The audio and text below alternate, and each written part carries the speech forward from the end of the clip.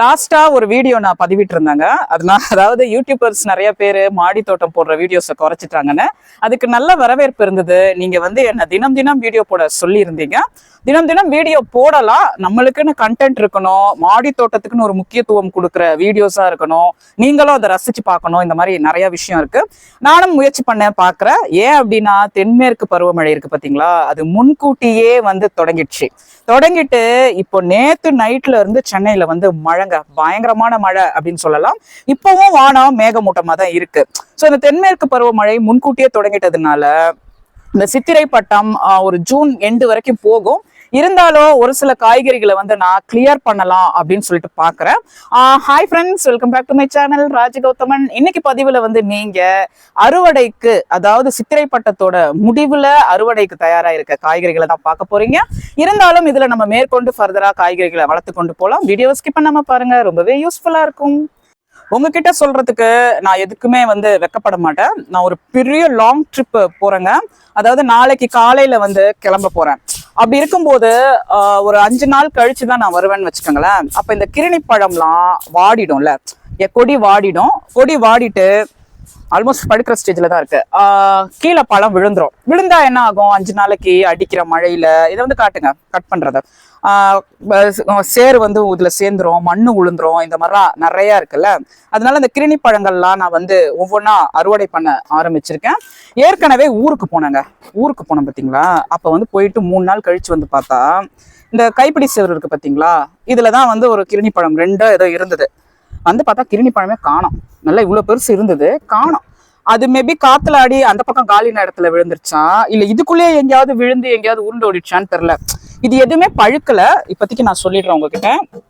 பழுக்காத ஒரு கிருணி பழத்தை தான் நான் அறுவடை பண்றேன். இந்த தட்டை காமிங்க. 3 கிருணி பழம். என் பொண்ணு என்ன கேட்கும், என்ன கிருணி பழம்லாம் உருண்டையா வைக்கிறாங்க ரோட்ல பெருசா, இதெல்லாம் ஷேப்பே ஒரு மாதிரி இருக்கு அப்படின்னு. மாடி தோட்டத்துல சில காய்கறிகள் ஷேப்லெஸ்ஸா இருக்கும். அதுக்கு காரணம் போரோன் சத்து குறைபாடு தான். இந்த போரோன் சத்து எதுல இருக்கு அப்படின்னா, எதுக்கஞ்செடி இருக்கு பாத்தீங்களா, அந்த எதுக்கஞ்செடியோட இலையில இருக்கு. நம்ம ரெகுலரா கம்போஸ்ட் பண்ணும்போது அந்த போரோன் இலையை எடுத்து நிறைய அதுல போட்டுக்கிட்டே வரோம் அப்படின்னா அந்த சத்துக்கள் அதுல கிடைக்கப்பட்டு அது நல்லா வரும். நம்ம காய்கறிகளை தானே கம்போஸ்ட் பண்றோம். இருந்தாலும் பாருங்களேன், இந்த 3 கிருணி பழம் ஒரு தட்டுல வச்சு கிச்சன்ல வச்சுட்டு போனா நல்லா பழுத்து இருக்கும். கிச்சன் ரூம் கதவை திறக்கும் போது ஒரே வாசனையா இருக்கும். அப்போ உடனே ஜூஸ் போட்டு நம்ம ஜாலியா சாப்பிடலாம். என்னோட கிச்சன் சேனல் பாக்குறவங்க சப்ஸ்கிரைபர்ஸ் நீங்க நிறைய பேர் இருப்பீங்க. அவசியம் ஷார்ட்ஸ் நான் நிறைய போஸ்ட் பண்ணுவேன். லாங் ட்ரிப் போனா அவசியம் செக் பண்ணி பார்த்து சந்தோஷமா இருங்க.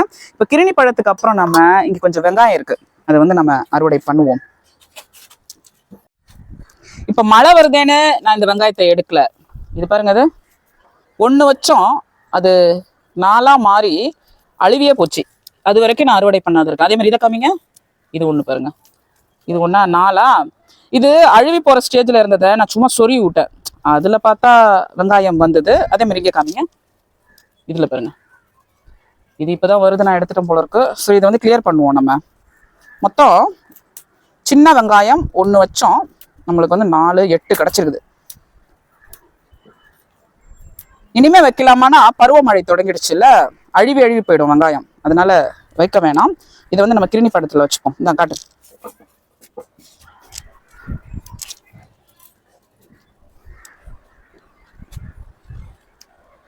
கொத்தரங்காவோட வாழ்க்கைலாம் கொஞ்சம் கொஞ்சமா இந்த ஜூன்ல முடிஞ்சு போயிடும் போல இருக்கு. ஏன் அப்படின்னா சீசன் மாறுது பாத்தீங்களா. இனிமே நம்ம ஒண்ணு மட்டும் நல்லா புரிஞ்சுக்கிட்டோம். இந்த சீசனுக்கு ஏற்ற காய்கறிகள் மாடி தோட்டத்துல வளர்த்தாதான் நம்மளுக்கு அறுவடை கிடைக்கும். அதே மாதிரி சீசன்னா நம்ம மக்கப்பா வச்சிருக்க கூடாது. சித்திரை பட்டம், தைப்பட்டம், ஆடிப்பட்டம்னு அது எப்ப வேணாலும் மாறுபடுது பாருங்க. திடீர்னு பருவமழை தொடங்கி 3 நாளா சென்னையில நைட்டு ஃபுல்லா தூரிக்கிட்டோம், பேஞ்சுக்கிட்டோம், இந்த மாதிரி இருக்கு.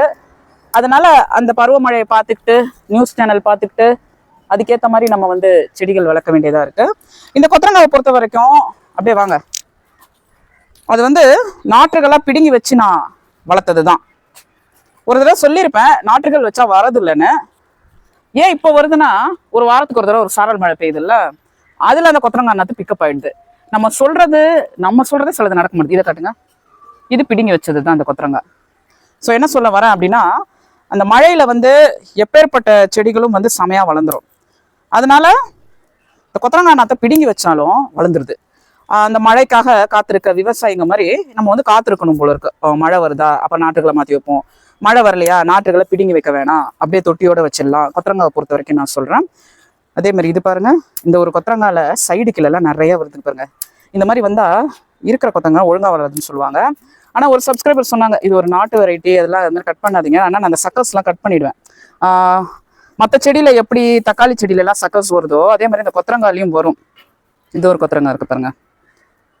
கொத்தரங்காய் சுகருக்கு ரொம்ப நல்லதுங்க, நல்லா சாப்பிடலாம்.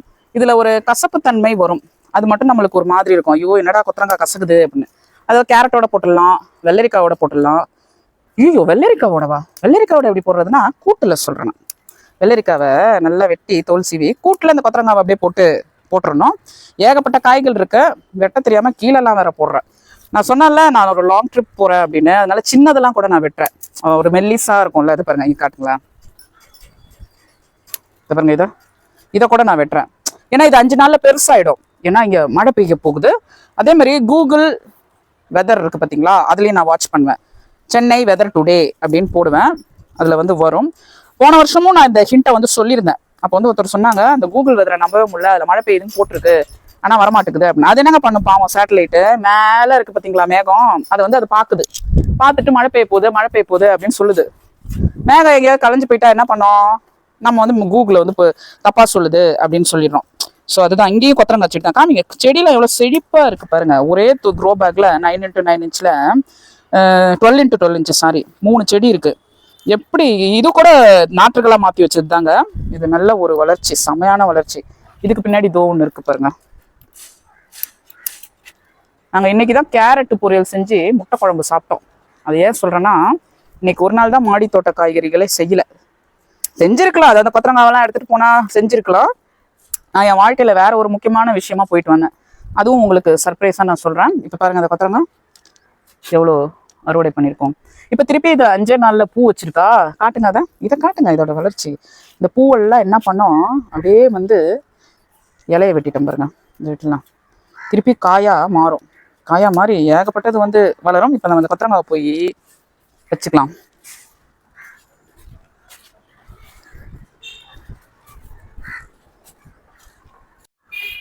பாருங்க இந்த கொத்தரங்காய் வந்து வச்சுப்போம்.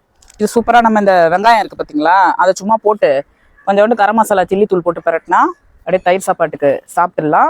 மாடி தோட்டம் பொறுத்த வரைக்கும் காய்கறிகளுக்கெல்லாம் எதுவும் பஞ்செல்லாம் கிடையாது. அப்படியே வாங்க, சீசன் முடிகிற தருவாயில் இருக்க காய்கறிகள் அறுவடை பண்ணணும்னு சொன்ன பார்த்தீங்களா, இது பாருங்க காஞ்சி போகுது. முட்டைக்கோஸ்லாம் அப்படியே அழுகுது. ஐயோ அரிச்சிச்சு. ஒவ்வொரு தடவையும் நான் இதே தவறு தான் பண்ணுறேன். முட்டைக்கோசை மட்டும் ஒழுங்காகவே அறுவடை பண்ண மாட்டேன். அங்கே ஒன்று இருக்கு, வாங்க போகலாம்.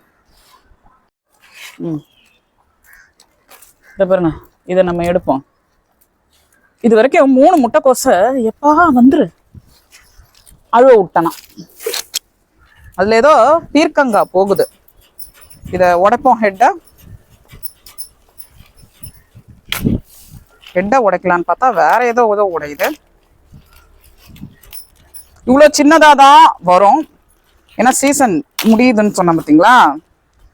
மண்ணெல்லாம் என் வாய்க்குள்ளேயே திறக்குது. காட்டுங்க, இங்கே பாருங்க, கை மேலெல்லாம் மண். இவ்வளோதான் கிடைக்கும். இதுவும் பிரச்சனை உள்ளுக்குள்ள. இது பாருங்க புழு.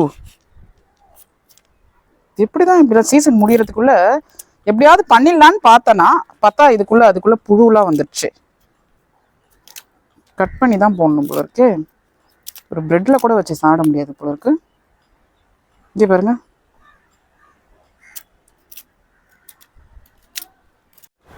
அந்த முட்டைக்கோஸ் வந்து வீணா போயிடுச்சுங்க. குட்டி குட்டி புழுக்கள் கீழே தான் போட்டுது. என்ன மனசுக்கு கஷ்டமாக இருக்குன்னா, அதை நம்ம 3 மாதமா 4 மாதமா தண்ணியை ஊற்றி வளர்த்துட்டே இருப்போம். எதுக்கு வளர்க்குறோம்? சாப்பிட்றதுக்கு, வயிற்றுக்கு தான். அது இந்த மாதிரி ஆயிடுச்சின்னு சொல்லும்போது நம்மளுக்கு ரொம்ப கஷ்டமாக இருக்குது. அது மிளகால 10 மிளகால 5 மிளகா வீணாக போச்சு, 2 சுருண்டுச்சுன்னா மீதி 5 கிடைக்கும். கீரைங்களும் அப்படி தான். இப்போ கொத்தரங்கால 10 ஏதாவதுல 2 போயிடுச்சு அப்படின்னா பரவாயில்ல. முட்டைக்கோசு கஷ்டப்பட்டு வளர்த்து இப்படி ஆகுது அப்படிங்கிறது தான் ரொம்ப சிரமமாக இருக்குது. அதே மாதிரி காலிஃப்ளவர் இருக்குது பார்த்தீங்களா, அது சென்னை மாடி தோட்டத்துலலாம் வரமாட்டேங்குது, வேஸ்ட்டு. நான் இனிமேல் அந்த காலிஃப்ளவரை ட்ரை பண்ண போகிறதே கிடையாது. கேரட்டும் வந்து ரொம்ப யோசிக்கிறேன் பண்ணணுமா அப்படின்னு சொல்லிட்டு. ஏன்னா ஒவ்வொரு தடவை விதை போட்டு எடுத்தாலும் 25 விதை போடுறோன்னு வச்சுக்கோங்களேன், 4 கேரட்டு தான் கிடைக்குது. 25 செடிகளும் முறைச்சி 25 கேரட்டோட நாற்றுகளும் நம்ம வைக்கிறோம், ஆனால் அதில் கிழங்கு வைக்க மாட்டேது. ஸோ இது இந்த இங்கிலீஷ் காய்கறிகள்லாம் என்ன ஏதுன்னே நம்மளுக்கு வந்து புரிய மாட்டேங்குது. நான் இப்போவே சொல்லிடுறேன், இந்த சீசன் முடியுதில்ல, அதனால் சொல்கிறேன். இப்போ வந்து நான் கருவேப்பிள்ளைகள் தான் அறுவடை பண்ணிகிட்ருக்கேன். மாடித்தோட்டத்தில் கருவேப்பிள்ளைகள் ஒரு தரமான வளர்ச்சி. அதை அறுவடை பண்ணி நம்ம தாளிப்புக்கு நல்லா யூஸ் பண்ணலாம். அதே மாதிரி இங்கே இருக்குது பாருங்கள், விதையிலேருந்து கருவேப்பிள்ளை வளர்க்க ஆரம்பிங்க. ரொம்ப ஈஸி. யாராவது கொடுப்பாங்க, யாராவது செடிகள் வச்சுருப்பாங்க, இல்லை உங்கள் செடிகளே வந்து விதைகள் விடும். இங்கே ஒரு செடி இருக்குது பாருங்கள், வாங்க இது பாருங்கள். இது வந்து நான் பல்லாவரம் சந்தையில் வாங்கினேன். இதை காட்டுங்க. தோ இது என்னென்னா, இந்த முன்கூட்டியே வந்தது பார்த்திங்களா பருவமழை, அதனால் வந்து செமையாக வந்து வளர்ந்துருக்கு. அது ஒரு செடி தான். அங்கே ஒன்று இருக்குது. கருவேப்பிள்ளைலாம் நிறையா இருக்குது நம்ம தோட்டத்தில். பீர்க்கங்காய் ஏற்றி விட்டுருக்கோம், பீர்க்கங்காய் நல்லா வந்துட்டுருக்கு. அவரைக்காய் தான் ஜூன் எண்டு வரைக்கும் பார்க்கணும். இந்த முட்டைக்கோசு கதை மாதிரி தான் அது கதை முடிய போகுதுன்னு நினைக்கிறேன். அது ஒழுங்காக வராது எனக்கு தெரிஞ்சு, பிடுங்கி தான் போடணும். வெள்ளரிக்காய் எனி சீசன் வளரும் மாடி தோட்டத்தில். ஸோ வெள்ளரிக்காயெலாம் நம்ம வந்து வளர்க்கலாம். அறுவடை வந்து முட்டைக்கோசு கிடைக்கும்னு நினச்சோம், ஏமாந்துட்டோம். வெண்டைக்காயெலாம் நிறைய சின்னதுலேயே முத்தி போச்சு. இனி மழையில் நல்ல அறுவடை கிடைக்கும். இந்த கருவேப்பிலை போய் வச்சுப்போம் வாங்க.